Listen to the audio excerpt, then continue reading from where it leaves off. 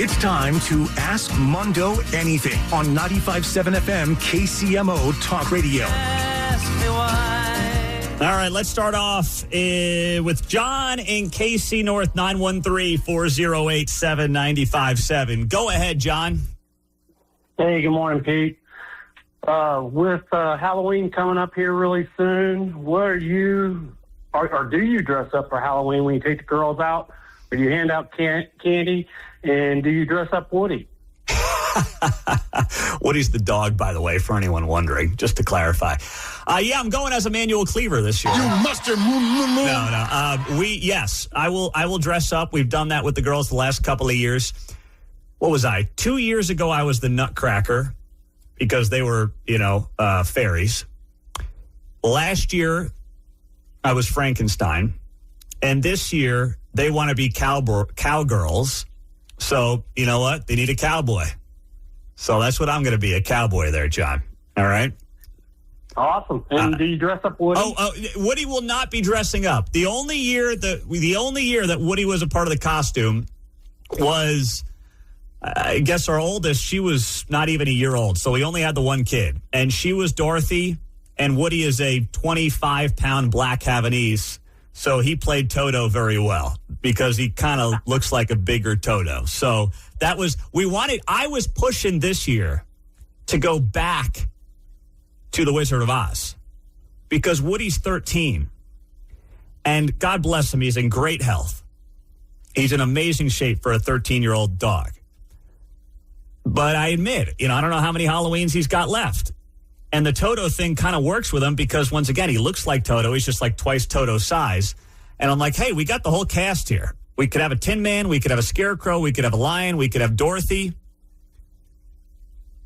And then somebody would have to be somebody else because now we've got 3 kids with the dog with the 2 of us. You got to have the Wicked Witch. Yeah, somebody could do that as well. So we've got the whole cast now with the 3 girls and Woody. But I got overruled. The girls wanted to be cowgirls, and what am I going to do? It's their holiday in the end. I just got to go along with it. Woody could be Woody from Toy Story. Just put a cowboy hat on him. That's not a bad idea, Mark. But now he's also getting older, so he just kind of likes to be a little grumpy as an older man, so I'm going to leave him be. He's just going to hang out. All right. 913-408-7957. Let's go to John and Gardner. Go ahead, John. Hey, Pete. Good morning. I got to tell you, when Guy Benson was in town, I love that picture of you guys at Kauffman Stadium. I just thought that was really cool, the whole crew there. And I wanted to ask Christine, is that like the home stretch? Is that like an act, or is she really like that? Good question. Guy Benson's producer, Christine, is she really like that? The answer to that is yes. And I've known her for 10 years now.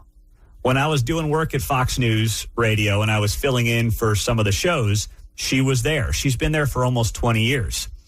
And that's who she is. It is not an act. She's got a big personality, and she enjoys Jell-O shots. And that's kind of all you need to know. Very nice. She offered me to buy me a drink. So, did she? Yeah, very nice lady. Oh, yeah, she's great. Lady, she's like our age, Mark. Well, nice friend. Nice. I just feel like when you say lady, it sounds like an older person to me. But I see what you did there. I understand. 913-408-7957. Let's keep it rolling here on a Thursday morning. Ask Mundo Anything. Victor in Parkville, go ahead. Good morning, Pete. No attempt at cute or funny, just a nice little question. What is your favorite or best memory from your early childhood? Could be a singular event like going to Coney Island, or could be a tradition like getting toasted cheese sandwiches and tomato soup before you go out trick-or-treating every year. Okay, give me an age range on this. Anything before 12. Anything before 12. Okay, so that would be, I got to do the math in my head. So we're looking at anywhere up to about 99. Okay, it's a good question, Victor. Two things stand out to me. Before 12. Okay, I would say going to sporting events with my dad and brothers. That would be top of the list. And then going to the beach with the family as well, growing up as a little kid. Those two things, beach summers and then sporting events, although those picked up more in my early teens. But big baseball games, went to the 2000 World Series, which was a Subway Series. A bunch of playoff games when the Mets actually had a decent team in the late 90s. Those stand out to me above the rest. 913-408-7957 is how you join us on KCMO Talk Radio. Let's go to Ask Mundo anything. Jim in the Northland. Go ahead, Jim. Hey, yeah, Pete. So you've been here 7 years now, I think? 8, yes, right? sir. Yep. Okay, 8. so you've lived here 8 years. You've lived on the Kansas side and you've lived on the Missouri side. You've been an advocate for both. But do you feel like you're more of a Kansan or a Missourian, or do you have one more affiliation for one side or the other? Oh, no. You didn't really ask this, did you? I did. How about this? I'm gender fluid on the state line. Okay. Is that good enough for you? I know when I first moved here from Texas, and I moved to Missouri, but I spent a lot of time on both sides, and I kind of had a hard time deciding which side that I felt like more affiliated with. Well, listen, I get it, and we've got plenty of transplants here. So here's what I'll say. I mean, I spent my first year downtown Kansas City.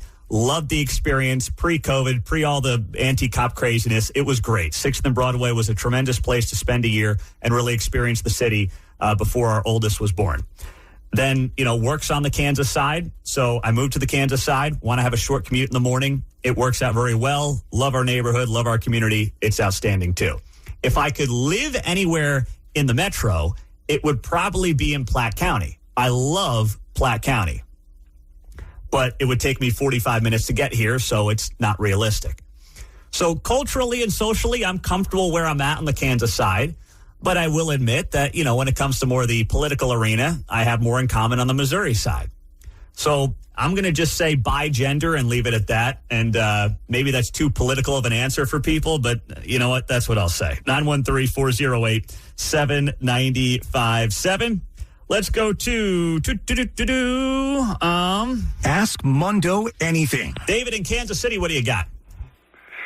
Yes, a couple of weeks ago, a guy called you a name, and you said, "Oh well, my daughters have called me worse than that." So, what are some of the names your daughters have called you? You know what really nags me, and I don't know why. When they call me by my first name. And they know it gets under my skin, and they do it. And I'm like, hey, would you just call me Dad? And then they do it because they know it gets under my skin. Touche. So it's like, hey, Pete. And I'm like, I mean, I didn't break my old man's chops calling him by his first name until I was like 15 maybe that was once in a blue moon. You can rain a little more fear over boys on that topic. The girls, you can't. They delight in it. That is a great point. I really think that's a boy versus girl thing, too. I mean, I wouldn't have dared call my father by his first name. Yeah. But the girls, in the end, what am I going to do? I mean, I'm going to hug him and give him a big kiss, and, that's kind of it. I would only do that to my dad when I was trying to get his attention at church. Pastor Bruce, what are you doing? My son does it occasionally, and I feel a little awkward, but yeah. I know why he did it. We're in a crowd, Exactly. Yeah. Stand there as an old man going, Dad! He's 30 yelling for Dad. What's that about? It's a great point. That's got to be a gender thing, because I just, it gets under my skin because I would never do it. But the girls really do actually get a kick out of it, so I just got to roll with it. So that's the one that I would say bothers me the most of all things. There you go. Ask Mundo Anything is all wrapped up. 9 o'clock hour is next. More with you coming up.